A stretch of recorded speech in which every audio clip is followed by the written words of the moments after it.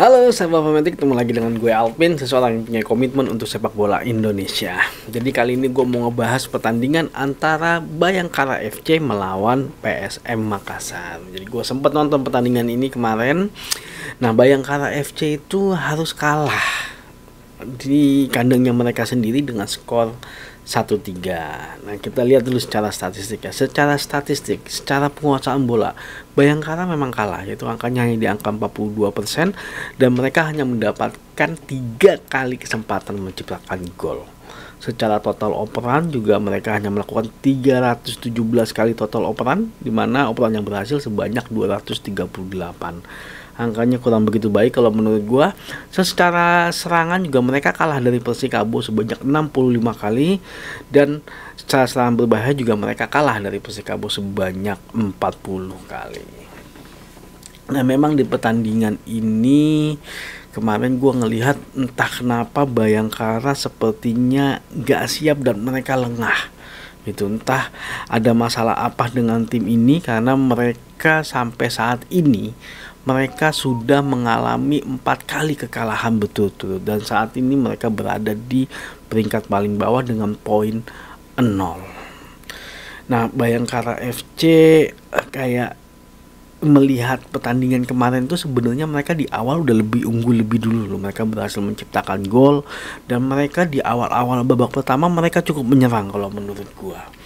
Tapi memang ketika di babak kedua mungkin terjadi perubahan ataupun perubahan strategi dari Persikabo, karena memang gua kemarin gak terlalu fokus nontonnya karena berbarengan sama pertandingan PSM dan Persib. Tapi gua ngelihat sepertinya di babak kedua mereka seperti tidak siap akan adanya perubahan yang dilakukan oleh Persikabo, dan mereka coba untuk mengcounter attack itu, tapi sepertinya gagal. Bahkan Persikabo berhasil menyamakan kedudukan di babak kedua melalui gol indahnya Persikabo, dan bahkan mereka bisa menambah keunggulan mereka menjadi 1-3. Nah, memang entah ada apa ini dengan Bayangkara FC, dan mereka harus segera berbenah karena lini pertahanan mereka agak gampang ditembus kalau menurut gua. Nah, sedangkan lini serang mereka sebenarnya cukup bagus, secara materi juga mereka baik, tapi entah kenapa mereka masih belum klop gitu menjadi sebuah tim sih kalau menurut gua. Nah, sedangkan PSM Makassar kemarin bermain sangat indah kalau menurut gua. Mereka berhasil menang dari Persib Bandung dengan skor yang cukup signifikan, yaitu 4-2.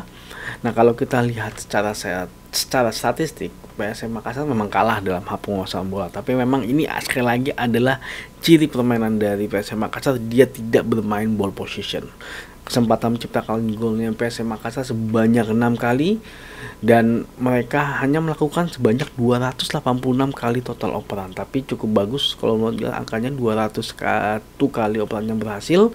Secara serangan mereka hanya mendapatkan 86. Memang Persib lebih banyak, lebih unggul, tapi serangan berbahayanya mereka lebih unggul dibandingkan dengan Persib Bandung, itu sebanyak 50 kali serangan berbahaya. Ya, memang seperti yang gue pernah bilang sebelumnya, PSM Makassar selalu memberikan permainan yang sangat efektif, direct pass. Mereka nggak mau berlama-lama megang bola, mereka akan menggulirkan bola itu ke depan. Ketika ada ruang langsung dikasih ke depan, karena mereka selalu progresif dan mereka selalu menciptakan banyak kesempatan, dan mereka berhasil masuk ke jantung pertahanannya Persib, dan mereka ternyata berhasil juga menciptakan 4 gol. Tapi memang di sini ada menjadi masalah kalau menurut gue adalah kelengahan dari lini pertahanannya PSM Makassar. Memang permainan yang mereka lakukan membutuhkan tingkat stamina yang cukup tinggi, konsentrasi yang cukup tinggi agar mereka bisa fokus sebanyak 90 menit.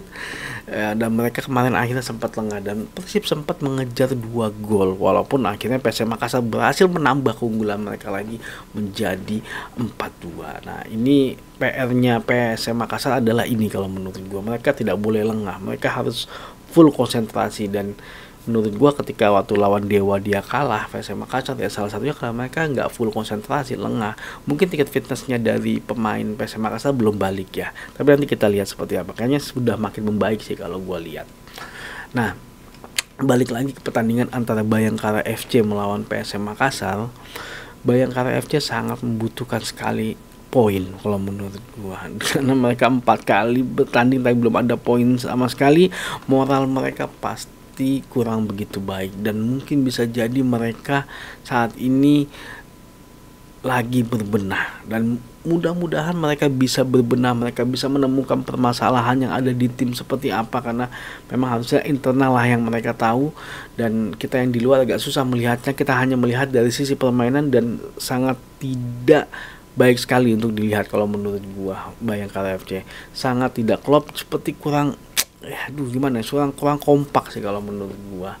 Ya entah apa yang terjadi, itu harus segera dibenahi. Manajemen dan pelatih pun harus segera berembuk untuk membuat tim ini kembali lagi ke masanya mereka, karena entah kenapa Bayangkara sebenarnya adalah tim bagus kalau menurut gue. Secara materi mereka nggak kalah kok, banyak pemain timnas di sana dan juga pemain hebat juga di sana kalau menurut gua. Ya harusnya mereka bisa. Nah sedangkan PSM Makassar memang saat ini lagi mencoba untuk terus bersaing di posisi papan atas, karena mereka saat ini juga berada di peringkat 4 klasemen sementara dengan poin 7, dan yang pasti mereka mencoba untuk meraih kemenangan di pertandingan ini. Tapi nanti kita lihat seperti apa. Lini pertahanan Makassar yang solid tetap akan menjadi andalan, dan mereka akan memang sedikit berubah ketika mereka bermain away. Mereka tidak akan terlalu keluar menyerang, dan nanti kita lihat seperti apa hasilnya. Dan kayaknya sih agak beresiko juga kalau PSM Makassar keluar menyerang, karena lini depannya Bayangkara FC kalau menurut gue luar biasa sih sebenarnya. Tapi ya kita lihat nanti seperti apa hasilnya ya. Oke, terima kasih sudah nonton video ini. Jangan lupa saksikan terus berita mengenai sepak bola Indonesia di channel ini. Maju sepak bola Indonesia, Indonesia juara.